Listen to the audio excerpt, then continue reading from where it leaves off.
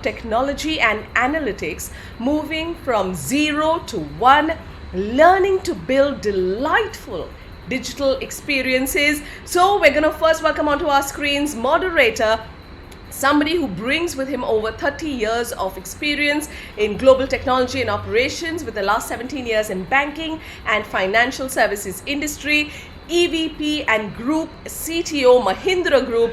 Please welcome onto your screen Mr. Mohit Kapoor. Welcome, sir. Thank you for joining us. Next up, we're going to welcome somebody who has nearly 20 years of experience as an analytics and research professional. We welcome Senior Vice President and Head Customer Analytics and Data Sciences, HDFC Bank Limited, Mr. Kaushik Ghate. Welcome, sir. Thank you for joining us on screen. Moving on, we welcome somebody who, through leadership roles in marketing, leading organizations across BFSI, FMCG, and consumer durables, has gained rich, versatile experience over 15 plus years. Please welcome Senior Vice President, Business Insights, Data Labs, Innovation, HDFC Life Insurance Company Limited, Mr. Francis Rodrigues joins us. Joining us next is someone who's a dynamic and astute professional with over 17 years of experience in delivery of data and technology solutions, amongst many others. Please welcome Director, Data Management and Analytics, GIX, CRISIL Limited. Please welcome Mr. Ankush Gaddi. Welcome, sir. Also joining our panel is someone with over 15 years of experience in marketing, sales, CRM and strategy across BFSI and automotive companies, has led various initiatives in brand communications, amongst many other things. Head Marketing and CRM, TVS Credit Services Limited, Mr. Charandeep Singh joins us on screen right now. Please put your hands together. We've got our panelists on screen. You can join us in welcoming your co-panelists as we now welcome somebody who leads the marketing for InMobi across the Asia Pacific region, somebody who is Head Marketing Asia Pacific InMobi. Please welcome Mr. Rajesh Pantina. Welcome, sir. Thank you so much for joining us. And finally, our panel wouldn't be complete without someone who has over 20 years of experience, has had the privilege of being associated with the largest telecom providers. He's here, Senior Vice President and Head Customer Experience, DBS Bank. Please welcome Mr. Subramaniam Iyer, who joins us right now. Welcome, sir. All right, well, handing over to our moderator who's going to lead us into this panel. It's going to be exciting, and let's see how it unfolds for each one of us. Sir. Thank you, Kisha. Thank you very much. So wonderful to be here, and I'm looking forward to the discussion. We have a esteemed panel with a lot of established companies and great brands, and I'm sure it'll be a very exciting discussion this afternoon. So let me start by what has changed or what is changing. I think in the last 1 year, for all businesses, the priorities have changed. For customers, their expectations have changed, and hence digital marketing has a new meaning from how we were doing it earlier. Also, I think availability of technology and maturity of technology also has established itself, and a lot of power is available in the cloud and many of these marketing platforms. The era of hyper-personalization, where your food app knows whether you like idli or do you like pizza, or what kind of pizza do you like. And hence established companies have many times a lot of catch up and challenge to do, and some of them are leading this already. So I wanted to invite the panelists, and I'll go with the sequence, to maybe make some opening comments on what has worked for them, what are they repivoting, looking at this acceleration, and what does the next 2-3 years look like? How are they delighting the customer? Customer delight sometimes even is hard to measure. You do surveys, whatever. So would love to hear that bit also, that what is customer delight to you? How are you delighting the customer? How are you hyper-personalizing the offer? How do you know this will stick well? How is it a sustained strategy? So let's talk about that first, to start with, and then we'll see how we take it from there. So with that, can I invite Kaushik? I think HDFC Bank is well known. We don't need any introduction to the bank. And it has such a big consumer diverse base, right from rural to metro. And I'm sure it's a big task of doing analytics and data science and looking at different dimensions. So can I invite you, Kaushik, to talk a bit about your Yeah, strategy so far and how things have changed? Over sure. to you. Sure, Mohit. Thanks. Good afternoon, everyone, and my thanks to the organizers for having me here. So let me talk about where we are currently and what we are doing. So we had already started this marketing transformation journey even before the pandemic, and this pandemic only helped bring the urgency into greater focus. And what this transformation is helping us do is become more revenue marketers, and of course, it is a better customer experience as well. So I think this is a win-win for both. And specifically on the digitization, our marketing approach has three pillars. One is driving traffic to the website. Second is converting that traffic into leads. And third is converting that leads to business. And on the second and third part, which is converting traffic to leads and then leads to business, analytics plays a key role. And this works for both the existing as well as the new customers. What analytics is helping us do is personalize the site so that relevant messages are served. When the customer lands to our website, there is an algorithm which tries to determine what is the most likely or most relevant product or service that the customer may need at this point in time, and accordingly serve the right message. This helps us convert the traffic into leads, and analytics also helps in improving the journey from leads to business, identifying the pain points along the journeys and prescribing solutions to make it more seamless. So once a customer starts, from his application form right till the end, there are various stages at which a customer might drop off. So we try to analyze that also, where it requires a growth hacking mindset, and that's where role of analytics comes in. So this is what we are doing, and I'm sure there's lots more to do. And based on our experience so far, what you need to do to create delightful customer experiences is more of a test and learn approach, and an unwavering focus on customer experience. So I define customer experience as a sum total of what he or she feels at various touch points, especially on the digital. Since you're not there to handle in real time, the journey has to create a wow factor. That's it from me as opening, Mohit. Thank you, Kaushik. Ankush, can I invite you to talk about how your company is changing? CRISIL has a even more difficult job. Many of the financial service companies use CRISIL in many ways.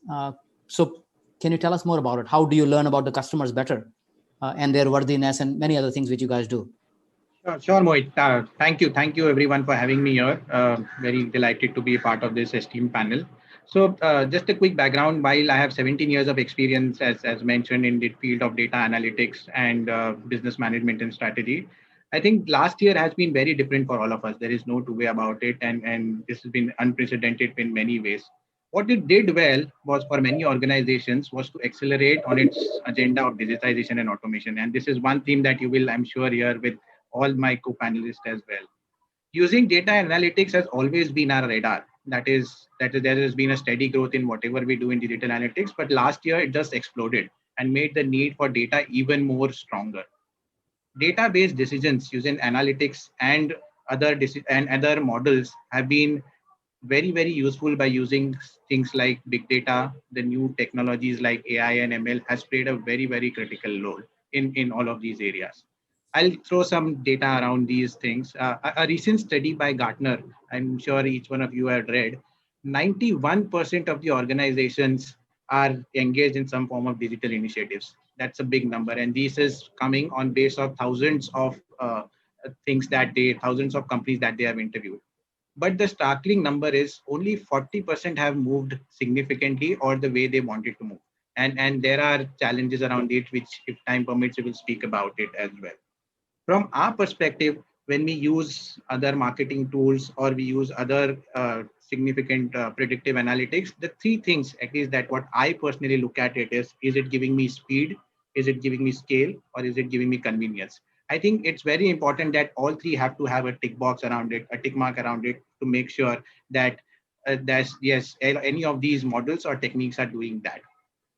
In terms of our strategy to ensure customer delight or analyze customer trends, one area has been use of social media and news. I think there are a lot of challenges around it, there are a lot of noise associated with it, as you may all know. So that's one area where still a lot of work to be done, and the efficacy levels can really improve for us. To just give a sense of the three technology trends which I believe will continue in the coming years are SaaS. I think SaaS as a model is becoming very, very prevalent. I think the newer trend, if you know, is, I don't know if I pronounce it right, XaaS. It's XaaS. It's especially in the BFSI space. It's everything that we do is coming as an important form, is coming in the digitalization space. The second part is the CXCS, if I say, in how the importance of that is leading to driving technology. And the third part is the digital privacy aspect. Right from the lead gen to making campaigns or solution designing, all of that will become very, very critical as we move ahead in the area of privacy. And India is soon to see a privacy law, which will impact everything that we do around the customer. So with these opening remarks, I'll pass it back to you, Mohit. Thank you, Ankush. Thank you very much. Charandeep, can I invite you, because TVS has a wide plethora of products, and that makes you learn a lot more on the consumer behavior and customer expectations, and then you convert that into maybe a credit option. So would love to hear how is TVS doing it at the group level, and then specifically for your company, what is the main pivot you've done through last year, and what does the strategy look like over the next 18 months, 24 months? On the first of all, good evening, everyone. On the cost of repetition, of course, there are few things which are very common, like the earlier two panelists said, Kaushik and Ankush, that there has been a sense of urgency, and the focus on digitization and use of data has definitely increased. Some of the buzzwords from CX point of view have been paperless, presenceless, touchless kind of. Can we provide those kind of touch points? And therefore adoption of digital channels like apps or usage of portals have definitely, we have seen a huge jump since April last year, both in terms of receiving leads as well as the modes of payments or collections in terms of EMI repayments. So there is a definite increase. But the opening remarks which I would like to give is more about like how do digital businesses like NBFCs like ours ensure that while there is adoption of digitization, we to maintain continuity in services, there are still, I feel that there are three kinds of customers even in this setup. So one are those customers who are always like digital natives. They have been using digital tools, transacting financially online for last few years. And so in those cases, the focus would be on how to make the tools which are there, for example chatbots, more intuitive, more empathetic, maybe more empowered to take decisions. So data science will play a very big role in those set of customers, because you need that bots go beyond the standard rule based, FAQ based, bible based thing. And NLP will play a big role. I think that's where the natives will get a lot of value. The people who have adopted digital, especially in last 1 year, and who are belonging to smaller towns, most probably do not know English. There the focus will have to be on three V's. Your digital assets have to have voice enabled bots or voice enabled search. So voice will play a big role in next 18 months.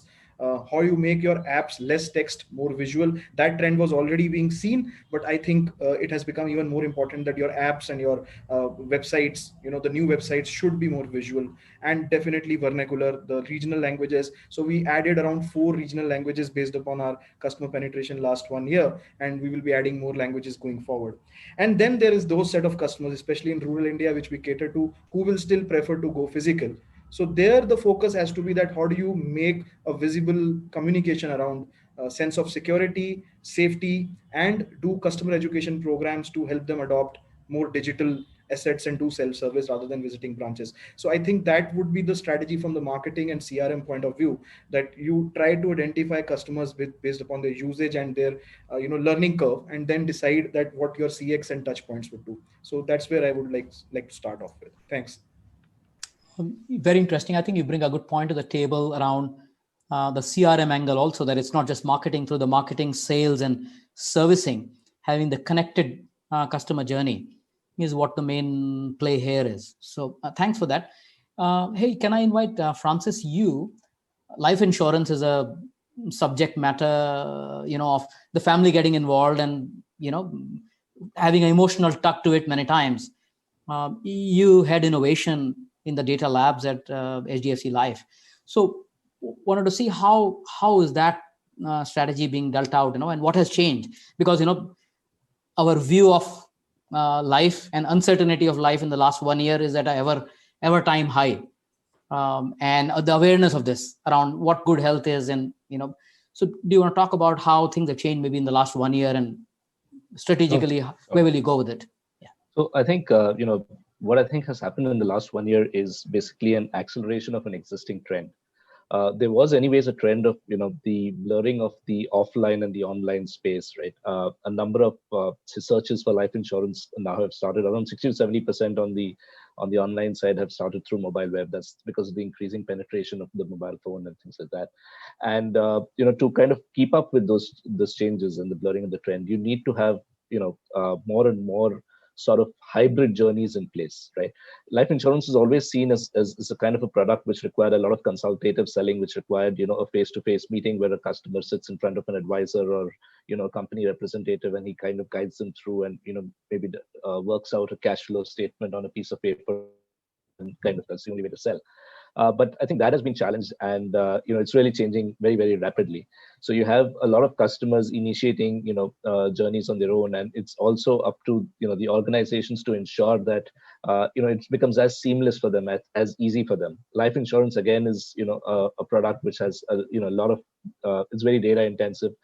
You have a lot of data and fields which you want the customers to fill, and that usually is seen as a tedious process. How do you kind of get this pre-filled from various other integrations with public databases, with customer consent and things like that, and how do you make it much faster and smoother? So that's, I think, one big trend and which has changed.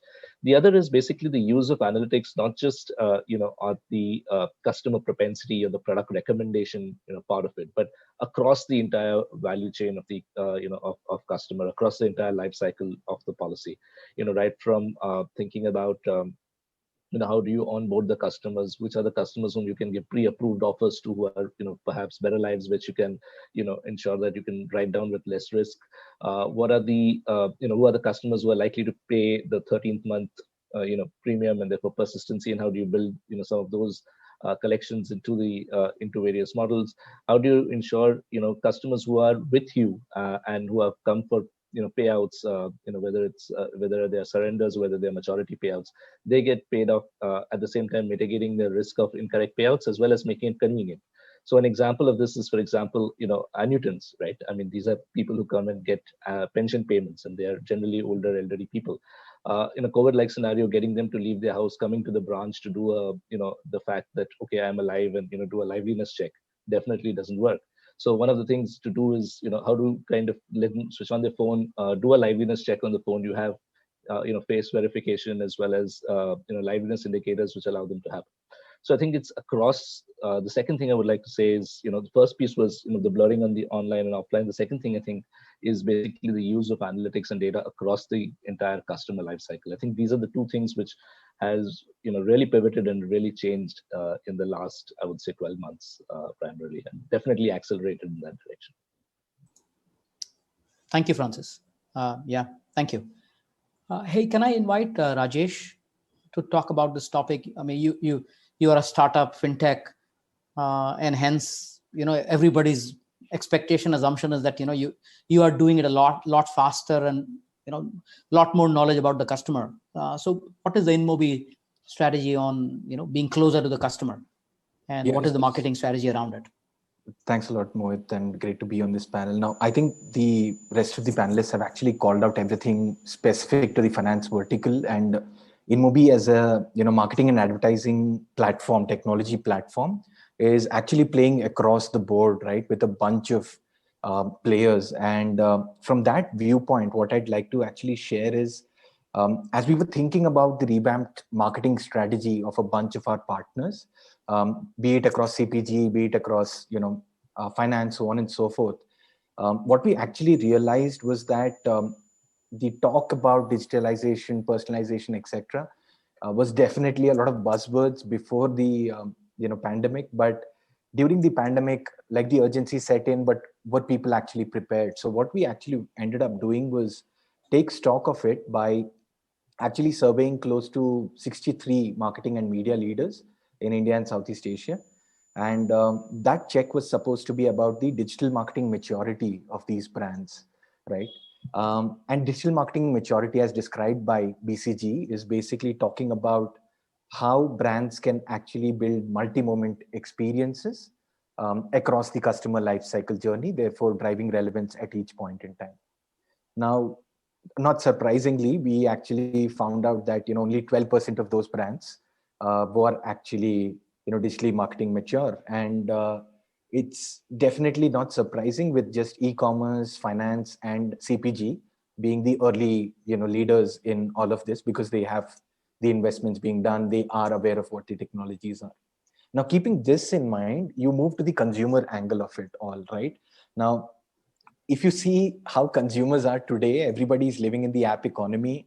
Like the government communications about COVID is happening in an app, Arogya Setu, Cowin, so on and so forth. Buying and managing your daily essentials, something that you wouldn't have imagined, that's happening on an app.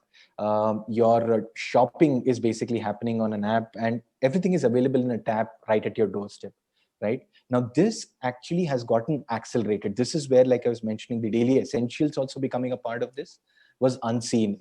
Learning sitting at home, learning based on an app. All of these are things that have really, really changed. Hell, your cobbler basically accepts payments using, an app today, or scanning a particular code, right? Now, all of this actually, in terms of numbers, was huge for India, because we saw 25% of global new internet users coming in from India. That was basically close to, and totaling to 734 million internet users, who basically 95% accessing internet using mobile. And all of them actually kind of had the highest record of hours, like 4.5 plus hours spent on mobile. And we actually ended up having 4 times the global app download growth rate, right? And that is something that is just unrealistic. Now, therefore, what we basically, in our conversations with a bunch of the brands, we've realized that how they are approaching digital marketing maturity as a result of this is to say that digital marketing maturity now is mobile marketing maturity. And a bunch of guys have already talked about making sure they have the apps, making sure they're using the data analytics, all of that is available. But again, mobile marketing maturity as a broad term doesn't really give much. So 3 main pillars of that mobile marketing maturity for marketeers actually has ended up being: one is the automation part, using a lot of programmatic, a lot of CRM, etc., and MAPs to actually leverage, mobile specific and mobile first engagement with the consumers. The second bit is developing a lot of insights and deriving a lot of data value exchange, enriching your first party, third party data using mobile consumer intelligence. Because today, all the either research or insights technology is slightly more traditional or cookie based, which again is going to deprecate. And the third bit is basically just looking at all sorts of creative, all sorts of video, etc., from a mobile first viewpoint. No longer will your traditional, media, etc., all of that work for mobile, because it's very different. You see a bunch of folks, the rural guys, in fact, not even using social media, but short form social to actually engage today. And so it's a whole new way of actually engaging with your consumers. So that's broadly how we are looking at it. Thank you, Rajesh. I'll come back to you with a point, which I have in my mind. But before that, Subbu, can I invite you? DBS Bank is a digital bank, and digital is the way to go. And you've been on this journey for over 5-6 years, so it's not COVID related, but maybe COVID accelerated. And so, how is that panning out? And then, how do you repivot your marketing strategy and your digitization pace to be able to serve the customers at the place they want to, in the way they want to, and at the right time? Good afternoon, Mohit. Thank you, and good afternoon to all the panelists as well as to the entire audience. Quick couple of things. So obviously, all my friends out here, they have touched upon extremely relevant areas that is happening in their organizations. What I will do probably is I'll not kind of go back and repeat kind of stuff, but something that is couple of areas that that is unique, as you rightly said. From the DBS standpoint, what has happened is we have traveled a great deal in the last about 5 to 6 years. and that has actually given us a head start when we faced the pandemic. Never ever anybody of us have kind of gone through this kind of a scenario, that because of the wherewithal and because of all the background that we had, obviously that that played advantageous kind of in terms of how do we want to go back and hit the ground running. And precisely in about 7 to 8 days time, we had all of our contact center folks and everybody back at home, connected and serving the customers and stuff like that. What additionally has happened also is, because of the LVB takeover that happened towards the end of 2020. What it gives us is a completely a different kind of perspective of looking at how do we want to look at things, primarily keeping the customer at the core of everything. What do I mean by that? On one end of the spectrum, you typically have the digitally savvy set of customers, and on the other end of the spectrum, you obviously have customers who are kind of who are relationship led, who prefer that kind of walking into a branch, have been banking. I'm talking typically about LVB. They have been, and since the last about 35, 40 odd years, their family have been, kind of banking with LVB, and they want to continue on that relationship, this thing that they have built over a period of time. And what it also, kind of gives us as a way forward, as a way ahead, is we have, immense amount of data available at this point in time, right? And how do you use data intelligently? And go back and customize, right? I mean, while we all of us talk about AI and ML and so on and so forth, have we progressed? The answer is yes. But is this the end? The answer is no. There is tremendous amount of journey that all of us need to embark upon. So that will surely be the core focus for us. Thereby, and how will you get into doing all of this is going back into mapping of customer journeys and so on and so forth. So reason is, how do you make the customer feel, right? What is the experience that you leave the customer with? Is going to be the key differentiator, in the marketplace. Product wise, service wise, everybody will have everything available, but how do you make it kind of make the experience kind of reliable, kind of dependable, and the ease of operation. So that is going to be the core for us. Thank you, Subbu. Thank you very much. Can I invite, maybe let me invite Charandeep, you to talk about ecosystems. We have realized already, and this is not a COVID thing, but over the last 3-4 years, that organically companies can grow only that much, right? And off late, as well as a trend, you have to have partnerships and have APIs and build businesses together where you are able to take the right solution to the customer at the right time, whether it's your product or somebody else's, and how do you help each other grow in an inorganic manner. So can you talk a bit about API and partnerships and how data can be exchanged across companies, and how do you digitize their journey to offer the best solution to the customer? Maybe I will invite you, and then anyone else who wants to jump in there can unmute themselves and talk about it. Sure. So this question actually itself is a full session, how API integrations are helping and what kind of ecosystems. But I think from NBFCs or BFSI's point of view, there are two kinds of ecosystems or partnerships which exist today. And the one which you are referring to is does have a lot of pros and cons in terms of data sharing. So I will try to explain the point of view through few examples. So the first type of ecosystems or partnerships are what you are calling API integration, or I'll call tech-related ecosystems, where NBFCs in general have tied up, and maybe banks also, with a lot of new fintechs, and it's, let's say, if Sibyl or TransUnion is one of the original API, I mean, without technology, but people were referring to that data point, right? So if that is the equivalence today, there are multiple other measures or means through which you can underwrite the customers, right, and give them loans. So that data now can come through multiple sources. So some of those sources are easily accessible today. Bureau records is just one of them. Then SMS scraping, email scraping, Now the companies who are partnering, or the APIs where we are, let's say, calling these services, uh, it's a kind of win-win situation, because the companies are already mature. They are not really using your data or you as guinea pigs to develop their models or their own IPs. So I think those partnerships are win-win, and in India they are more mature in sense that you actually get a lot of data out of them. You get a lot of value out of those kind of partnerships.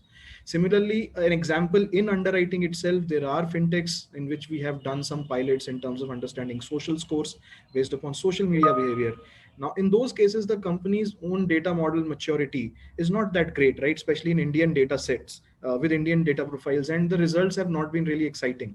So, in those cases, maybe those companies are using NBFCs or BFSI's data to build their own businesses and later on maybe have their own IP. So, I think those are the kind of questions, which a CEO or a CXO has to keep in mind, that what partnerships really bring value in today's time and what could be built in terms of future intellectual property. I think so that is a quandary, or let's say a catch-22 situation, whom to partner with and whom not to partner with, because there are a lot of possible exciting things out there, and not only in customer space. I have given underwriting examples. There are examples of fintechs in skip tracing, in terms of collection management, in terms of digital marketing, and even in employee space we have found partners who can really help us recruit better people by understanding their psychographic profiles, by some choices they make in terms of choosing some pictures from their phone and sharing it with us, what color palettes they like. So the possibilities are immense, but who is really mature and who is really going to use you and two stepping stone to build his own IP?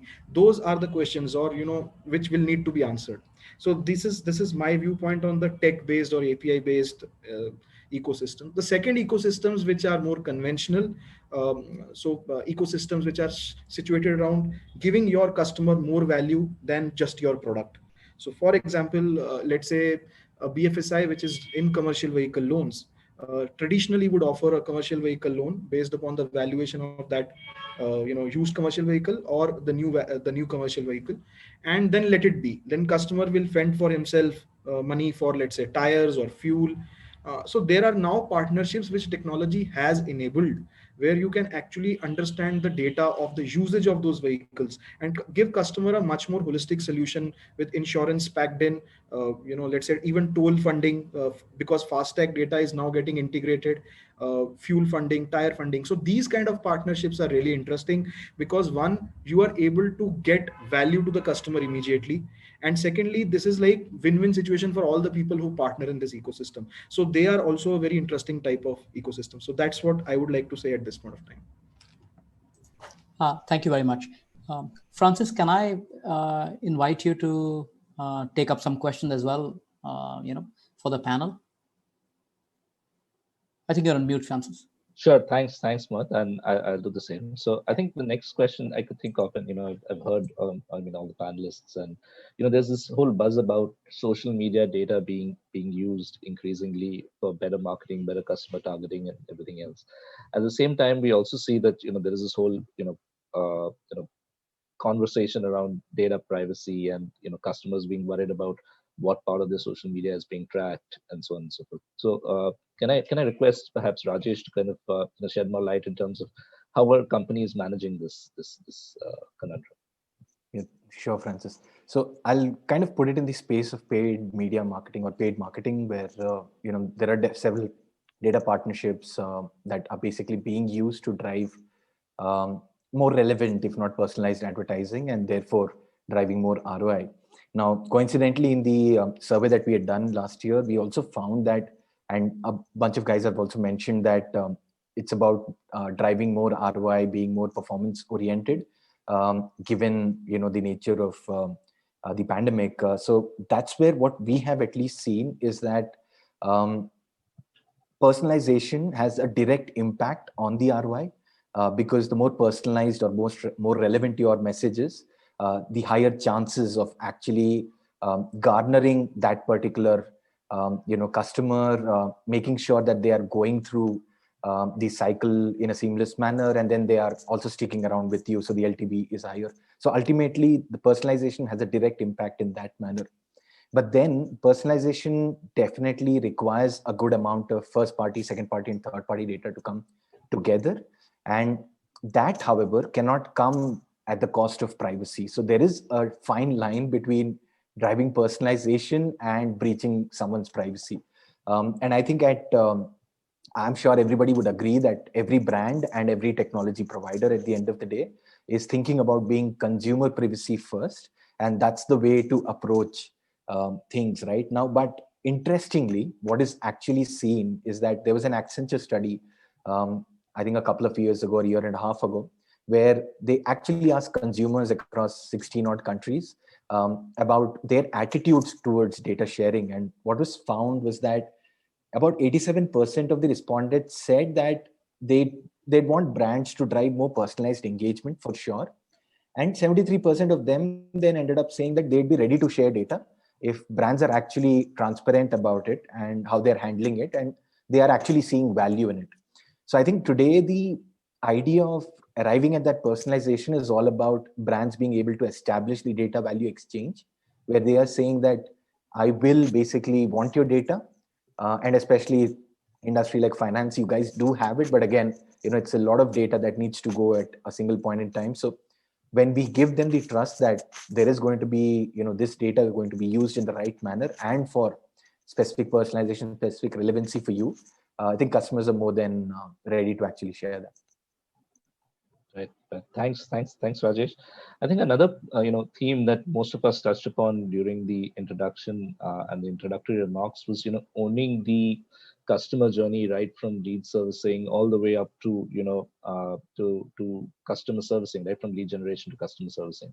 And I think DBS is right up there in terms of how it does it. So maybe I can ask Subbu to kind of speak a little bit about this area. Sure, Francis. I think I'll give a small little macroeconomic view first, and then I will lead that into the customer journey point. Typically, if we look at across the globe, the interest rates. I'm talking about the BFSI sector. The interest rates are down to zero. Europe and Japan have been kind of negative for quite a few years now. US is trending towards to zero, which means typically the interest income, right, which is the main source of income, which used to be the main source of income for the banks, is under pressure.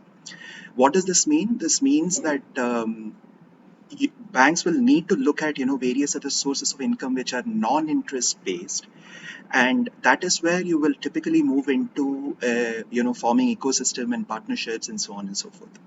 How will you kind of get back into doing that is we also touched upon tremendous amount of kind of data available with each one of us.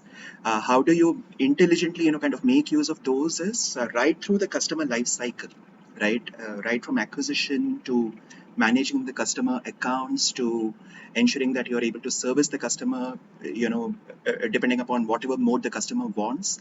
Going back and looking at how do you integrate all of the customer voice together and intelligently go back and make changes in your journeys, right? Those are typically going to be the game changers as we go along. What we have been able to what we pick up in DBS Bank is typically in a given year we get into approximately about 45-50 such projects, which focuses on improving the journey for the existing set of clients, existing products and services that we have to offer. At the same point in time, looking at what is it that we want to bring in terms of anything kind of new to the market. So from that standpoint, looking at how do we carve out the entire journey, go back, test, if there are any failures, go back and correct, speak to the customers, try and identify what is their feedback with regards to what you have kind of carved out. Take those feedback, come back and build it into your journey, and then go and roll it out to the set of customers. And this is an iterative process, right? I mean, it continues, and this is here to stay for all of us. Right. Thanks, Subbu. I think another area that we kind of touched upon in the introduction was how both the COVID scenario and the last year has caused major change to happen within the the entire analytics functions of various organizations, right? And how analytics itself is as a function is changing to meet the various digitization journeys and the digital priorities of various companies. So I think I'll call upon Kaushik to kind of speak a little bit about this, and then anybody else who wants to add can kind of add on to it.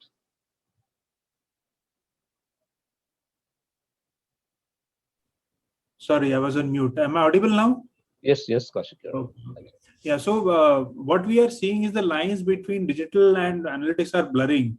If we want to hire a talent, same talent can fit into digital marketing role as well as an analytics role. So that is one thing that is happening. Then with this, you need more than just data science skills. Need data engineering, you need growth hacking skills, you need a marketer mindset. Earlier, I remember a decade back, data science didn't exist as a term. They used to be called modelers. So that is changing in a big way now. And here there is more of embedded analytics. Analytics happens at the source rather than in a separate sandbox. Analytics comes to the data rather than data coming to the analytics, which is the conventional way. And what we also see is more use of streaming data or moving data. Pattern identification and time series take on a new meaning. You need to see what the customer is doing at different points in time, how many times he is visiting. So a lot of new angles that we need to look at. And we are also moving from predictive to shaping behavior, to prescriptive analytics. This is where growth hacking mindset helps. What should I do to enable a better experience for the customer, resulting in more leads and subsequently more business? Because only predicting doesn't help with digital. You need to say, okay, why is he not completing his journey? Where is he dropping off? Is dropping off? Why is he dropping off? Is my form not simple enough for him? Are there any technical issues? Is the drop off related to certain geography or related to certain time zone? Things like that. So that is where analytics roles are changing. Yeah, that's how I put it.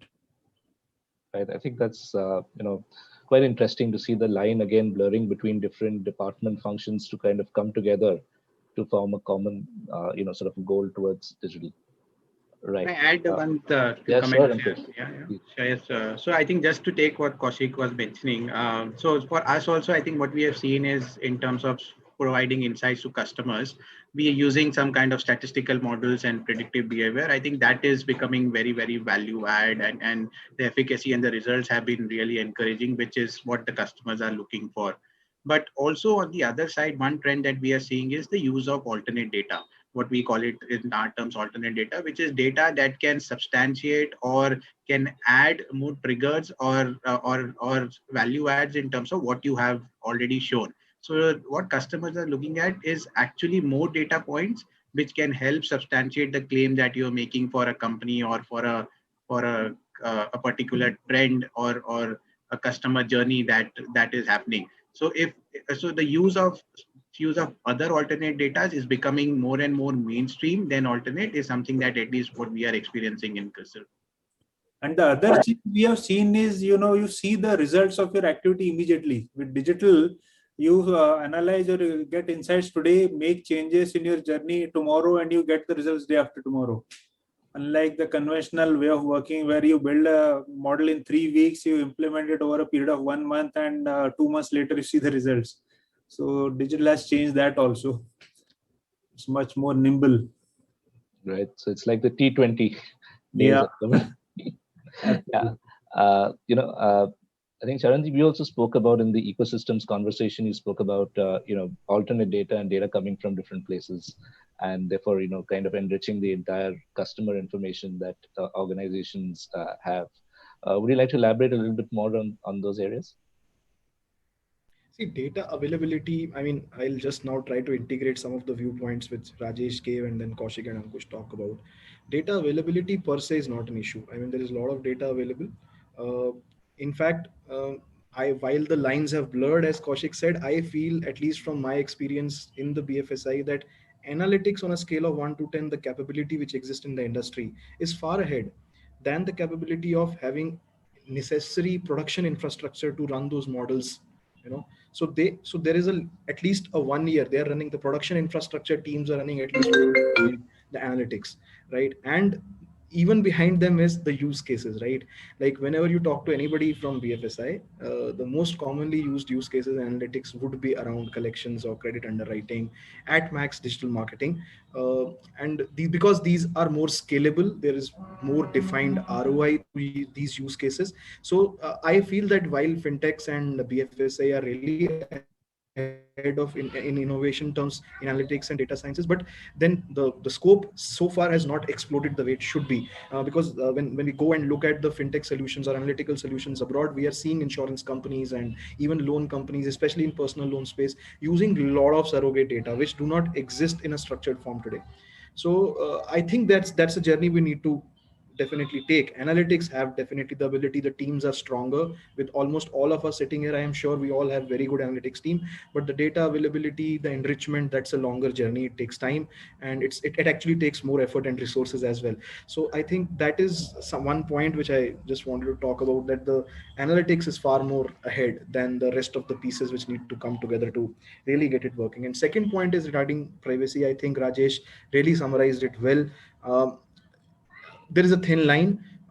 I might have some data, but how do I use it, and what benefit customer is driving? If that transparency is not there, those models might become unsustainable once the new data privacy law comes into play. So one also needs to be very cognizant that are you building models which may not really work once data privacy becomes the key thing. So there is a thin line, and again there are several examples, right from using data to really ensure that your premiums in insurance companies are better. That's a very good example, right? That you use customers usage data or his driving habits data to give him better quality insurance products. But if you start using the same data in loans to immobilize his vehicles, which is where the technology and analytics are planning to come together in forward, that has some issues in terms of morality and ethics. So I think those are some of the areas which one need to be cognizant of when talking about where the capabilities are blurring and what kind of data sources we are looking at.